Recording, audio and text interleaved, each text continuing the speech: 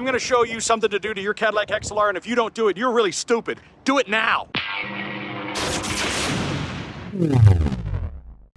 Okay, inside here, this is the computer. I've already taken the screws out to remove it. These are Torx screws. It's hard to get to. It's really hard to get to. It takes these little tiny, these are little Torx screws. Let me see if I can see the size here. I'll try to put it in the description because it's too tiny. But this thing mounts to the side of your pump. Now you can, it might be easier to take the whole pump out. It's really windy out here, guys. I don't know, I'm sorry. But, you know, first you just got to take this little cover off here, pull this area back. There's this little cover here that covers this up. And inside here is where you'll find the pump and the computer that runs the pump. Now, we've talked about some of the things that operate this before. You know, this is where you would add fluid to your pump. Pump should never be leaking. It should never lose any fluid. But here's the issue. This cavity fills up with water because these seals, see where this seal has faded and failed here? See all this dirt? This part of the seal has failed. Water from rain filled up this cavity. See this rust here? Right? Water came all in here. Now this is a fiberglass car. See this fiberglass? It's a fiberglass car just like a Corvette because it's basically a Corvette. This bucket filled completely full of water up to here. It was full of water.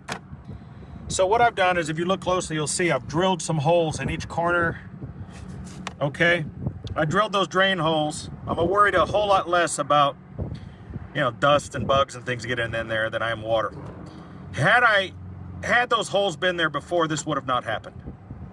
But you drill those holes and the water will drain out and you won't have the problem that I had, because this filled with water and it destroyed this computer. These computers can cost about $1,000. Sometimes you find them for maybe 600 bucks. This module here, they call it the convertible top module. Now, the pump itself, thankfully, was not injured because you do have an electric motor in there. For some reason, it didn't fail. It's working. Now, this pump operates the trunk and the top. All of these hoses is an in and an out. In and out, in and out, in and out, in and out, all of these hoses. So if your trunk won't operate, right? Trunk is operating. There it is. It's working. The car's running. Hold on. There it goes. The trunk is operating. Pump is operating, thank goodness. Now, I recently replaced these assisted lift pistons there. Those are difficult to get to, by the way, I want to tell you. One on each side. They're not expensive. They're like 20 bucks. I was having a problem with my trunk holding itself open. Your trunk will raise itself open and then it'll slowly start to fall down again. If that's happening, those pistons are bad, and those are replaceable items, not a big deal. But the way this thing sits here and the way these seals are, I need to fix and clean these seals. This trunk isn't sitting exactly perfect. It's not sealing perfect. Don't leave these cars outside in the rain, and if you do, you need to cover it. My car is in pretty poor shape right now. It just needs to be cleaned up and polished and buffed because it's not cosmetically in great condition. But my top does completely function. I just tested it. But I'm just giving you this little announcement because you've got this storage box over here. If you own an XLR, whether you keep it inside or outside or not, drill a hole in there to drain water. At least one, at least a small hole. Small little 1/8 inch holes, even 1/4 inch holes, sometimes always don't drain too well. So I put basically 4 good size 1/4 inch holes in there. And because what if you get caught out in a rainstorm, right? What if you get caught out in a rainstorm and this thing fills with water? It can do it really easily because the water funnels right into it, And you may not even notice that you've gotten water because this carpet is designed to not hold water, this padding, this fiberglass. Other than that rusty screw, would you even know that there was evidence of water? So we had a big rainstorm, a monsoon here in Las Vegas. I went out, top wasn't working, battery was dead. The reason my battery was dead was because the computer board had failed and rusted out, shorting out, killing the battery. So I've charged the battery, I'm letting the car run to charge. I bought another computer, expect to spend $700-800 bucks on one of those. It simply plugs in and it solves the problem. If you change your computer out and it doesn't solve the problem, your motor could be bad. And there's a way to test the motor.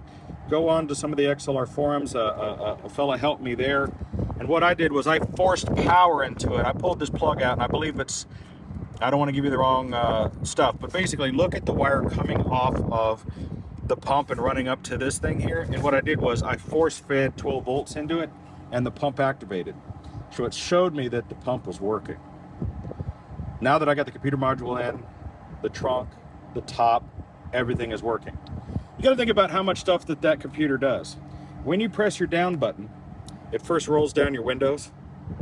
It opens up the little flap in there in the back. It lifts your trunk. Then this folds back, closes the trunk. There's a lot of things happening in succession, and it has to confirm that each one of those things finished. Now, we talked about some of my other videos how to trick certain things, like I showed how this little module that I just screwed these wires together, because basically that's a little module that's there to test to see if there are little barriers here to make sure there's nothing in the trunk so that it closes properly. I took that out because it was a pain in the ass, and I just know not to put anything back there. So I hope this helps somebody. I hope if you have an XLR, you do this immediately. I know that you care a lot about your car and you don't want to drill into it and all that kind of thing, but if you don't do this, you're setting yourself up for failure, and we're not going to be able to get much of these parts for very much longer. So just take my word, guys. Please do this to your car immediately. Don't waste. Do it now. It's easy to do, and it will save you a lot of heartache. Thanks, guys.